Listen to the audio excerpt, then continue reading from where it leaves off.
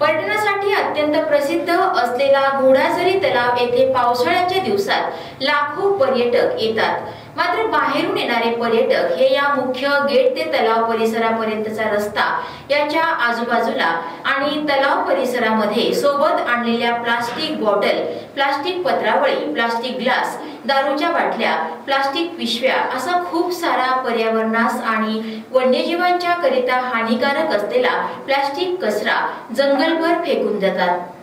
त्यामुळे पर्यावरणाला बाधा निर्माण होते।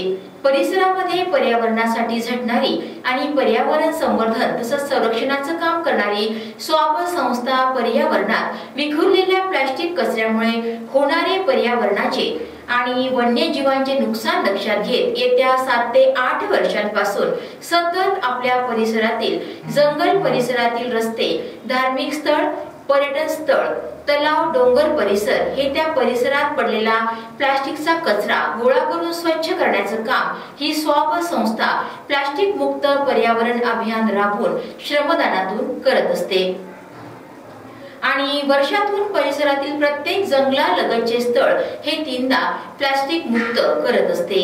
या संदर्भाने स्वाप नेचर केअर संस्थेच्या वतीने घोडाझरी अभयारण्याचा मुख्य गेट ते तलाव परिसरापर्यंत 5 ते 7 किलोमीटरचा अंतर पैदल चालून आणि तलाव परिसरातील ओव्हरफ्लोचा संपूर्ण परिसर पिंजून काढत घोडाझरी परिसरातील प्लास्टिक बाटल्या, प्लास्टिक पत्रावळी, प्लास्टिक ग्लास, प्लास्टिकच्या पिशव्या, शेकडो दारू बॉटल्स, खऱ्याच्या पन्न्या असा मोठ्या प्रमाणात परिसरात पसरलेला प्लास्टिकचा कचरा गोळा करून संपूर्ण तलाव परिसर प्लास्टिक मुक्त करण्यात आला।